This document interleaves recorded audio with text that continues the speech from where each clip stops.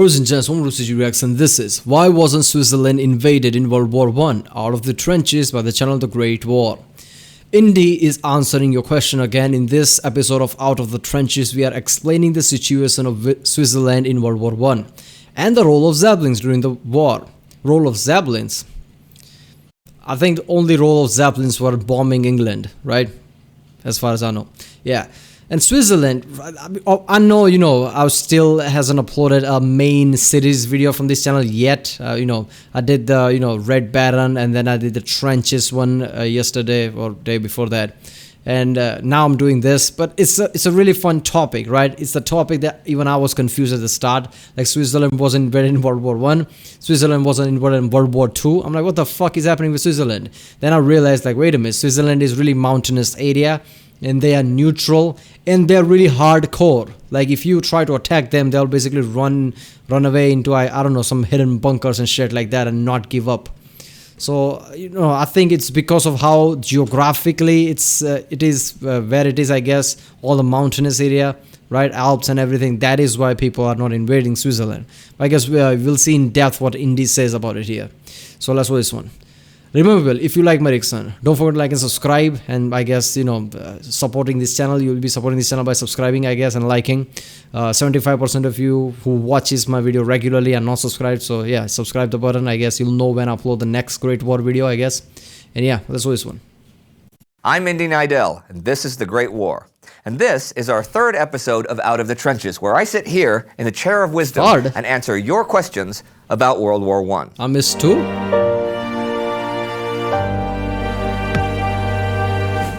H1 Munculus, or Homunculus, writes, once the trenches reached the coast and neither... This is the thing about the great channels like this. Indy, a historian, right? He's a great guy because he has multiple channels. All channels are in millions of subscriptions, right? And he has to sit here and read names like that. H1 Munculus or Homunculus. I remember there's, PBS Space Time, I think. In that, the guy basically reads some comments in the end of the video, and all the comments are this kind of a weird name. So he has to he's a scientist basically, but he has to read all this word in the, the way it sounds, and it's just weird to hear it, man. Either side could outflank the other. Why did no one try to move through Switzerland to outflank their opposition? Sure, Switzerland was neutral, but so was Belgium at the start of the war, and that didn't stop Germany.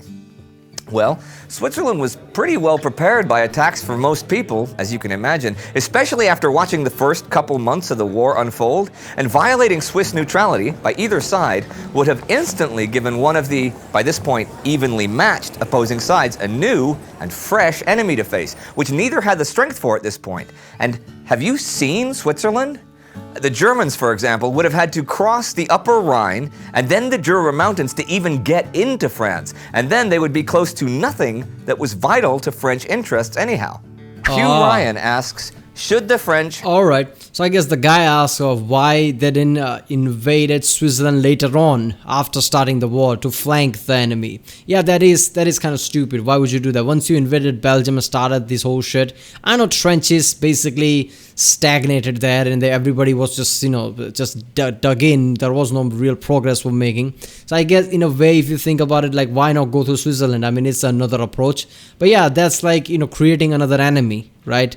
And after creating another enemy, they are really mountainous area. Going through that, and with the enemy that you made, they could attack you. Guerrilla position, obviously their own country, they know where to attack, where to hide. It would have been a really bad situation. Soldiers would die left and right trying to pass mountainous area of Switzerland. So yeah, I think it's a bit, not strategic. Have retreated at Verdun in 1916. I'm not going to answer this question for another 2 years. I'm sorry, Hugh Ryan, but you're going to have to wait. The Cookie Stick writes, oh yeah, Verdun. It was an important city for France, and lots of people died in somewhere else too because, they had to save Verdun because German. But wasn't it the key city? Like if German takes that, they have direct line inside France, which gives them really good strategic position or something like that. Also, it was an important city for France, but it was also, one of the cities where it was strategically really good area where, if Germany takes, they can basically access lots of part of France, something like that. Because otherwise, if it's just, a really significant city for France just for the history of it, that was kind of stupid, because lots of British and even French soldiers died somewhere else in the trench, trying to make sure the pressure is not relieved from Verdun, right? Because if they stop fighting there, all the German troops get diverted to Verdun, and Verdun is screwed there. So lots of people just walked into the machine gun fire and died. I think Blackadder, that comedy show of Rowan Atkinson, the trench warfare, you see that is around that time, I think, where British soldiers and French soldiers, whatever, just basically walks into no man's land just to die, because they had to keep the pressure on.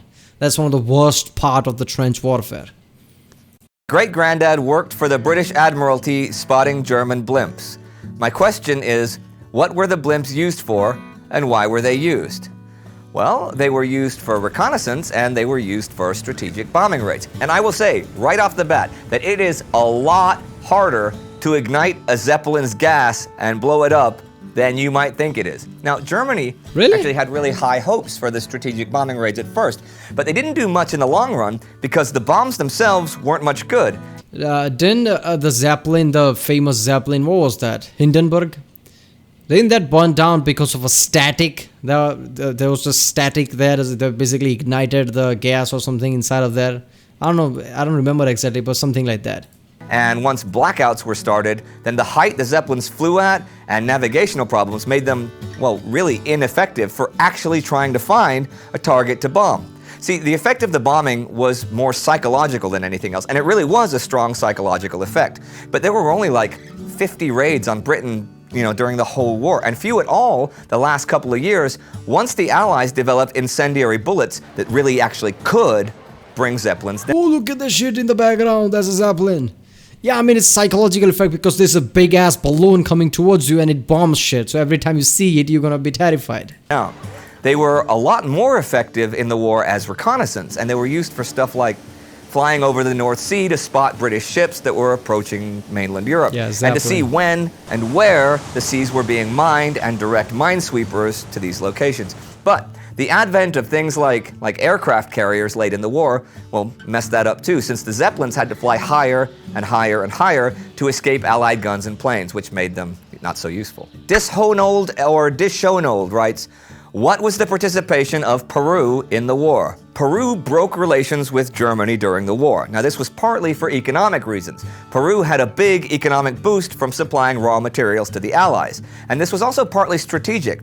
Peru had lost territory to Chile 30-something years ago and figured that supporting American policy might get some back-scratching done in terms of territory recovered. And it was partly emotional.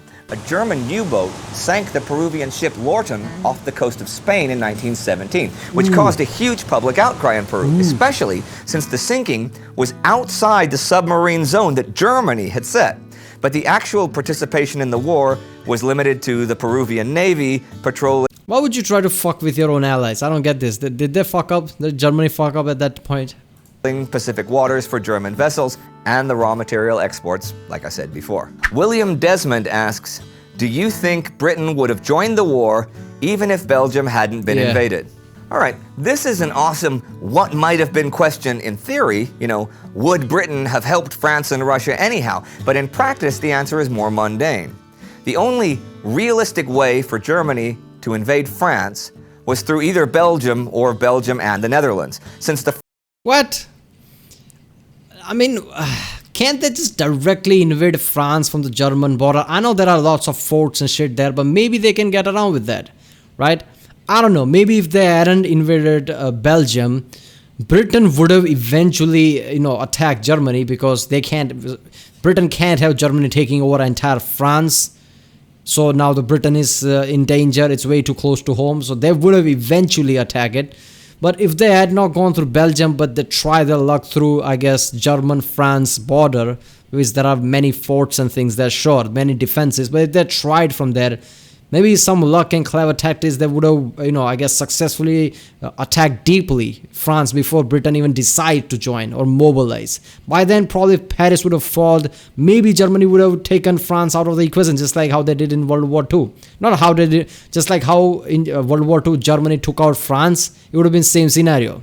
Not that, obviously, in World War II, they still went through Belgium, right?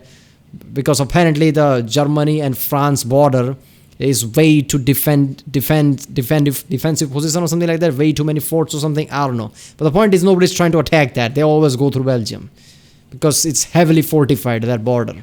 But I don't know, maybe they should have tried from there. Franco-German border was seen as too well defended, and Moltke was committed to the Schlieffen-Plan anyhow, so I can't... Yeah, these forts, I get it, there are forts there, but how much fortification is there? I mean, it is near impenetrable or something like that. Because if that's the case, then I understand going through Belgium, right? You have to do that. Really conceive of a war without Belgium being invaded, which would bring Britain into the war. Actually, Megabum Stench asked, why didn't they just go through the Netherlands instead and avoid bringing England into the war?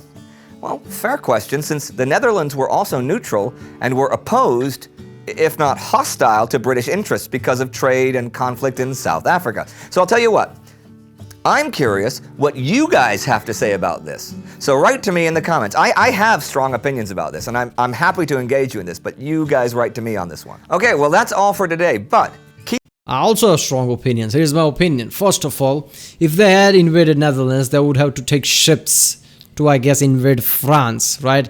And Britain would have eventually, come up with some excuse to attack them. That is a really bad position because British kicks ass on the waters.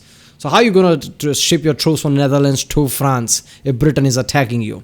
So then you would have to go through Belgium again, and that's a long time waste. Even if that's not the case, Germans were at the time were really, we are Germans, we are top of the world. Why would they care for, why would they stretch it out that much? Like take over Netherlands, then take a ships, and then unload your troop at France. Just invade Belgium. Who the fuck cares? What is British going to do? That was their mentality at the time. So it was a bit of hubris and, I guess ego from Germany's side too. But it feels really bit stressed out going through Netherlands, through the water, and to the France, because Netherlands France has no common border, right? So you can't go from ground if you invade Netherlands. You have to go through water, and there is still a danger of Britain.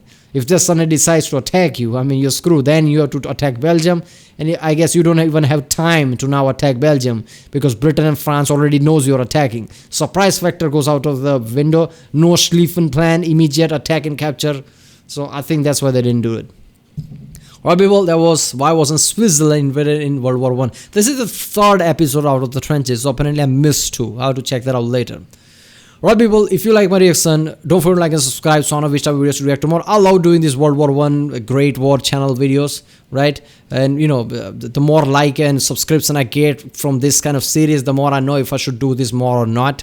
Should I do this every day or not? So, if you're not subscribed, click the subscribe button, definitely click the like button. And yeah, I'll see you next time.